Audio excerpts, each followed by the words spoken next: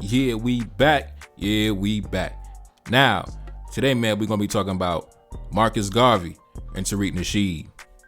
Now, let's get into it, man. Not wasting no time. Now, of course, since their honorable ancestor, Marcus Garvey, has been dead for close to 100 years now, he's unable to hop on a microphone and defend himself. But, luckily for the big dog, man, he got me by his side. So, I'm going to provide the rebuttal on behalf of the ancestor that's been in the afterlife for almost a century now. Now, Tariq Nasheed hopped on his broadcast and he decided that, you know what I feel like doing today? I just feel like destroying the legacy of Marcus Garvey, man. I think that's what's productive today. I think that's a productive conversation. Let me just destroy and tear down the legacy of Marcus Garvey. So I'm going to, play some clips from that broadcast, and I'm just going to provide the other side of the argument. I'm just going to provide a rebuttal, right? That's all I'm doing. So let's get into it, not wasting no time. Now, how can you dismiss Garvey? Yeah, I am. Garvey was not what y'all think he was. Garvey was somebody who we elevated.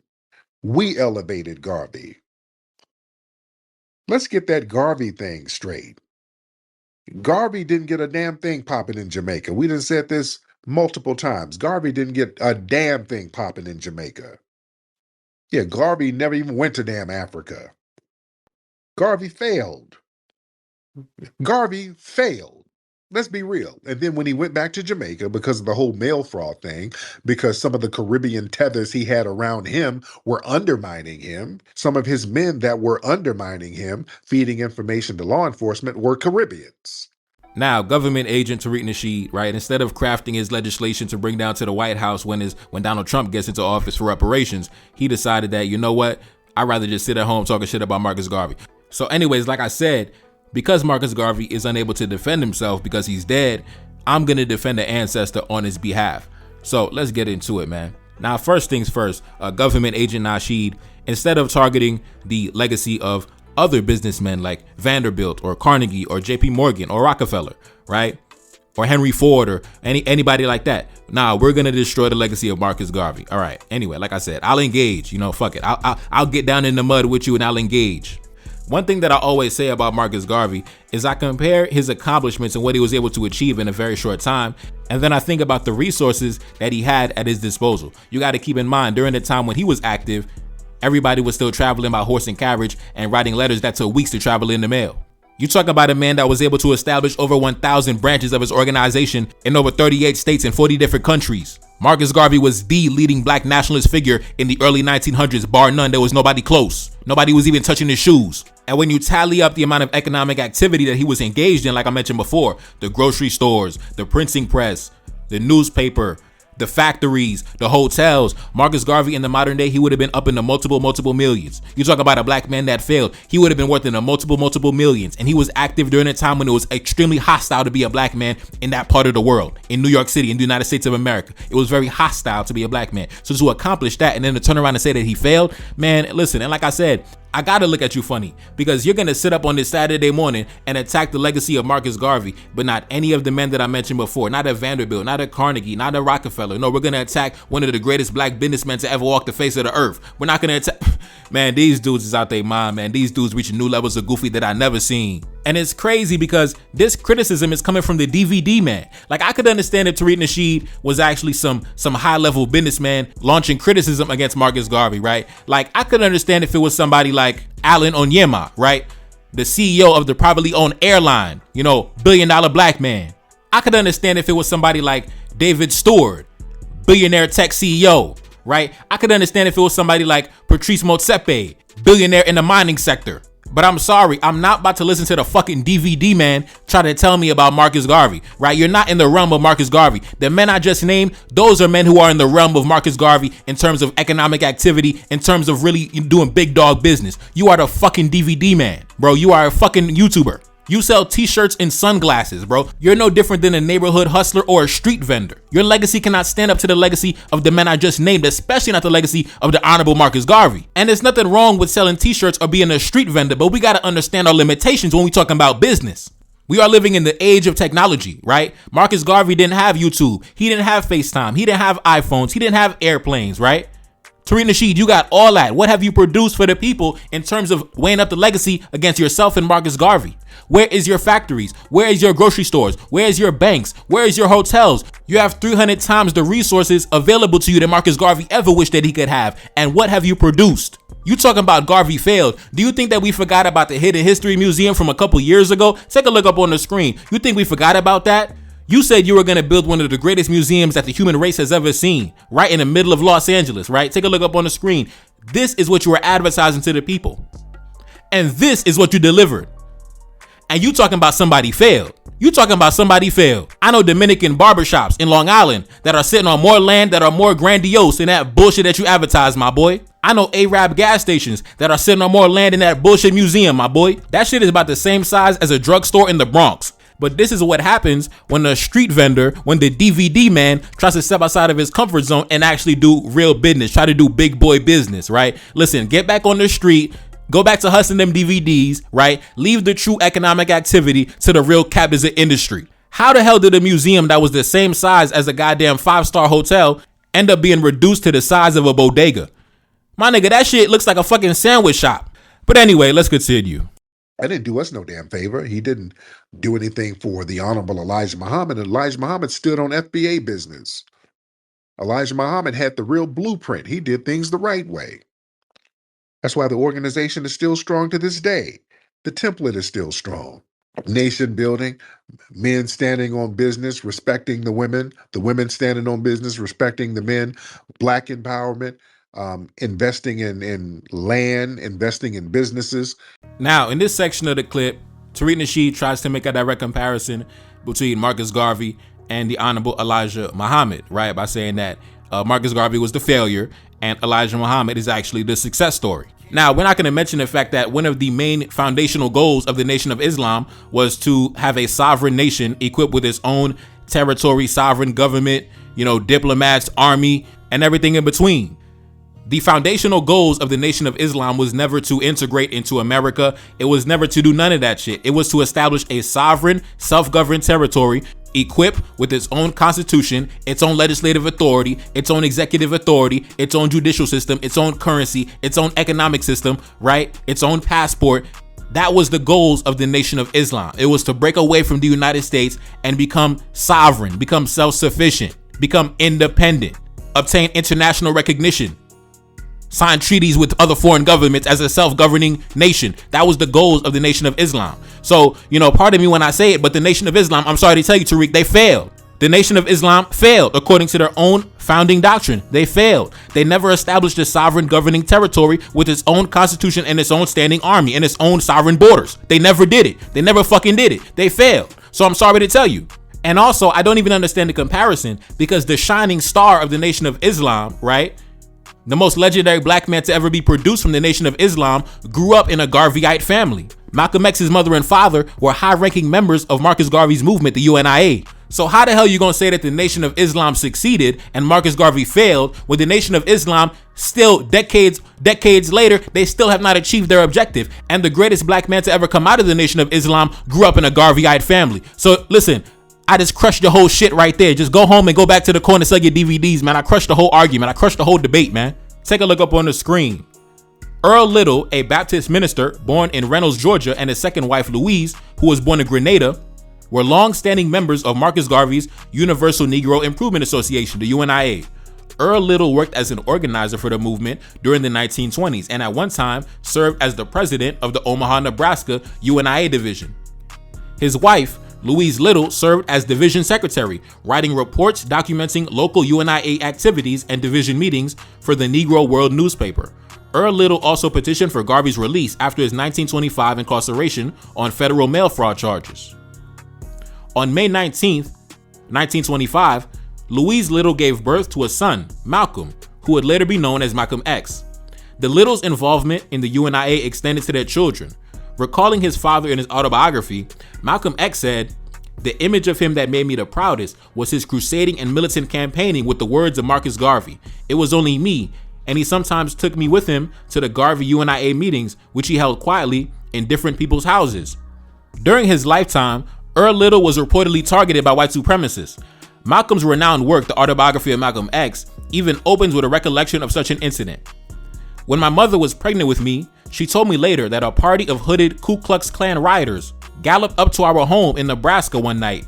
The Klansmen shouted threats and warnings at her that we had better get out of town because the good Christian white people were not going to stand for my father spreading trouble among the good Negroes at Omaha with the Back to Africa preachings of Marcus Garvey. Malcolm X's father, Earl Little, died in the second week of September 1931 when Malcolm was just 6 years old. At the time, the Little family resided in Lansing, the capital of the state of Michigan. One evening, Earl Little left his home for the northern part of the region to collect chicken money from families who purchased poultry from him. He was later found as the victim of a streetcar accident.